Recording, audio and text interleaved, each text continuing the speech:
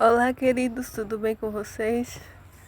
Hoje eu quero compartilhar com vocês uma parábola, a parábola do semeador, que está no Evangelho segundo escreveu Marcos, capítulo de número 4, a partir do verso de número 1, que diz assim: De novo Jesus começou a ensinar à beira-mar, e aglomerou-se perto dele tão grande multidão, que ele teve de entrar e sentar-se no barco que estava no mar. E todo o povo ficou em terra à beira-mar. Ele lhes ensinava muitas coisas por meio de parábolas e dizia-lhes: ouvi, o semeador saiu a semear. E quando semeava, parte das sementes caiu à beira do caminho, e vieram as aves e comeram. Outra parte caiu em solo pedregoso, onde não havia mais terra, e logo brotou, pois a terra não era profunda. Quando saiu o sol, este a queimou, e como ela não tinha raiz, secou. Outra parte caiu entre os espinhos, os quais, crescendo, sufocaram-na, e ela não deu fruto. Mas outras sementes caíram em terra boa, brotaram, cresceram e deram fruto, e um grão produziu outros 30, outros 60 e outros 100. E disse-lhes: quem tem ouvido para ouvir, ouça. Essa parábola é muito conhecida, talvez você já deve ter ouvido alguém pregar e refletir sobre ela. Eu gosto muito dela porque estamos aqui no CSU, nesse contexto de semente, de plantar. E aqui nós temos uma terra boa. E quase sempre as sementes caem e elas dão fruto, porque a terra daqui é muito boa, é cheia de humus, de minhoca. E eu gosto muito dessa dinâmica da terra, da semente. Jesus, ele, muito sábio, falava por meio de parábolas. Parábolas são comparações. Jesus pegava uma figueira, Jesus pegava uma planta, Jesus pegava uma vinha, e através disso ele ensinava os princípios do reino, do seu reino, do reino de Deus. E a parábola do semeador não é diferente. Então aqui ele diz que o semeador saiu a semear e as sementes caíram algumas à beira do caminho, vieram as aves e comeram. Outras caíram em solo pedregoso, onde não havia muita terra, brotou, só que a terra não era profunda, veio o sol e queimou, porque se a planta não tem raiz, quando o sol bate, ela queima, seca e morre. Outra parte caiu entre os espinhos, só que os espinhos sufocaram essa planta e ela não conseguiu crescer, ela não deu fruto. Outras caíram na terra boa e essa produziu e deu bom fruto. Então Jesus, ele conta essa parábola do semeador para dizer o seguinte, que ele é o semeador e essa semente é a palavra dele, que vai sendo semeada nos corações. Então, quando essa palavra, essa semente que é a palavra, encontra um coração fértil, um coração desejoso, um coração propício, essa palavra vai germinar e vai dar fruto. Esse fruto aqui pode ser considerado como fruto de arrependimento, como fruto de conversão. E quando Jesus fica a sós com os seus discípulos, primeiro ele está falando isso para a multidão. Tinha tanta gente à beira-mar que ele precisou pegar, se afastar um pouco, ficar num barco. E desse barco ele ensinar a multidão. E ele ensina a multidão a palavra do semeador. Só quando ele fica a sós com os seus discípulos, os discípulos curiosos perguntaram acerca da parábola. E ele começa a explicar essa palavra. E ele vai dizer assim a partir do verso de número 14. O semeador semeia a palavra. Os quais estão à beira do caminho são aqueles a quem a palavra é semeada, mas depois de ouvi-la, logo vem Satanás e tira as palavras neles semeadas. Então é comparado com as sementes que caem à beira do caminho e as aves comem. Isso é comparado com aquele que recebe a palavra, mas vem Satanás e tira do coração. Já viu aquela pessoa que muitas vezes recebe a palavra de Deus com alegria, só que ela dá brecha e o inimigo tira aquela palavra do coração, rouba. Então ela não se firma naquela palavra, ela não dá fruto, porque a palavra foi roubada do coração dela. Do mesmo modo, os que foram semeados em lugares pedregosos são os que, ouvindo a palavra, imediatamente a recebem com alegria. Mas como não tem raiz em si mesmo, dura pouco. Quando vem a tribulação, a perseguição por causa da palavra, logo tropeçam. São aquelas pessoas que recebem a palavra com alegria. Só que elas não têm raiz em si mesmas. E como é que você cria raiz, gente? Se cria raiz buscando a Deus, tendo intimidade com Deus, buscando a Jesus, orando, jejuando, lendo a palavra, memorizando as Escrituras e, acima de tudo, não apenas lendo, não apenas memorizando, mas praticando. O Evangelho é prático, tá? O Evangelho não é só leitura, o Evangelho não é só discurso, o Evangelho é prática. Jesus é prático, muito prático. Isso aqui que ele está fazendo com os discípulos é prático, está ensinando na prática. Trouxe o contexto deles, o cotidiano deles, para ensinar algo prático. Então essas pessoas recebem com alegria a palavra, só que elas não se firmam, elas não criam raiz. Então quando vem as tempestades, quando vem as tribulações, elas abandonam o barco. Não dá Jesus para te seguir, é muito difícil. E elas abandonam a fé, elas se apostatam da fé. Outros ainda são os que recebem a semente dos espinhos.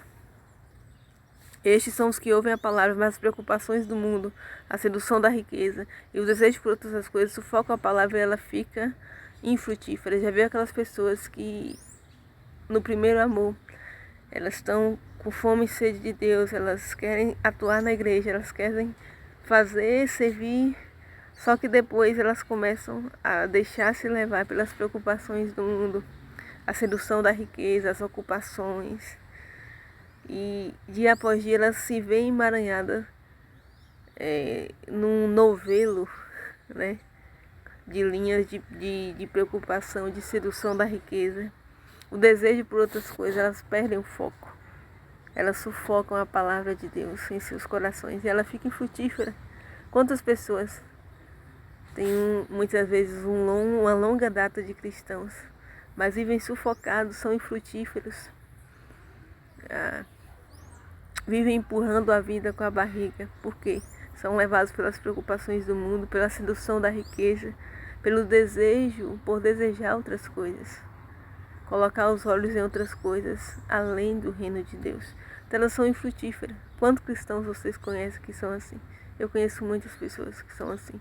Tem uma longa caminhada, já era para ter dado muito fruto, já era para ter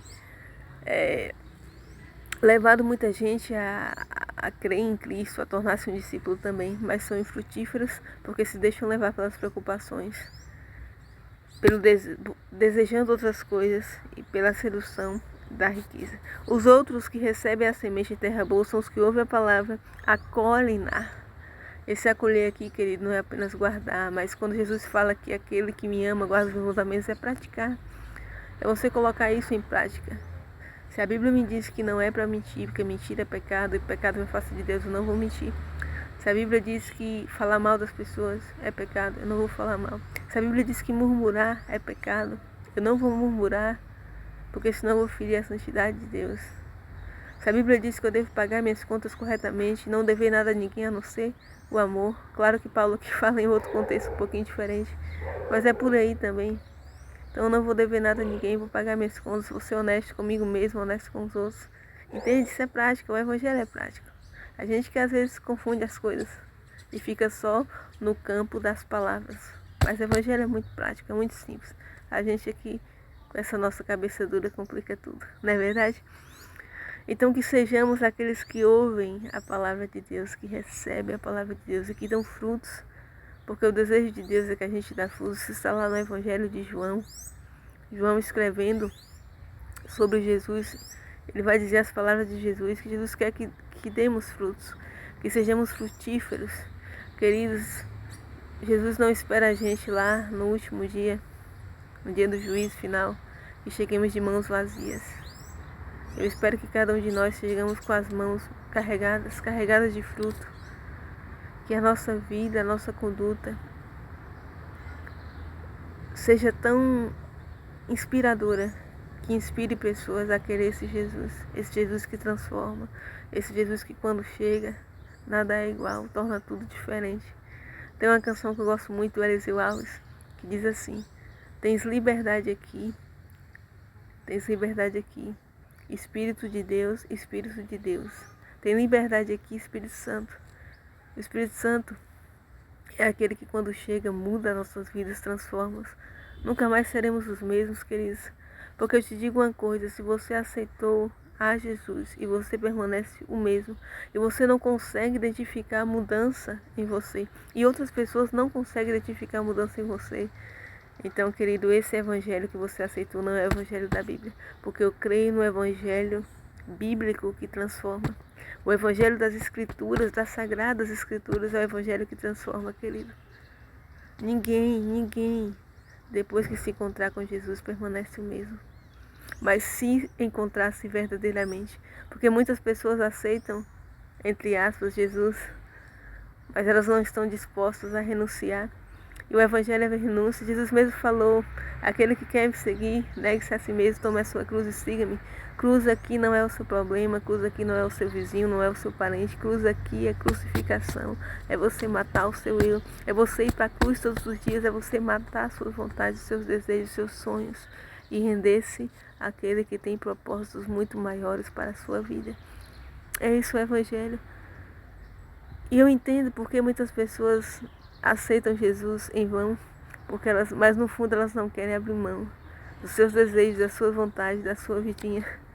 Elas querem continuar com a sua vidinha, porque o evangelho é renúncia. Ah, queridos, quantas coisas eu tive que deixar por esse Jesus. Quantas coisas eu tive que renunciar. Amizades, propostas de emprego, tantas coisas, tantas bandejas que o mundo já me ofereceu e me oferece até hoje. O mundo me oferece bandejas até hoje, mas eu não me deixo me levar por isso, porque eu confio naquele que sabe de cor e tem nas mãos o meu destino. Esse é Jesus, é o Senhor da minha vida, é o Rei da minha vida, é aquele que tem as rédeas da minha vida na mão. É a Ele que eu confio a minha vida todos os dias. Amém? Mas que sejamos esses de corações abertos para receber a palavra de Deus. Que sejamos frutíferos. Que a nossa vida seja inspiradora e digna de ser inspirada. Amém? Que Deus nos abençoe. Nos dê aí um ótimo dia na presença dEle. Um abraço. Até o próximo vídeo. Se esse conteúdo foi relevante para você, curta, comente, compartilhe. E até o próximo vídeo. Um abraço.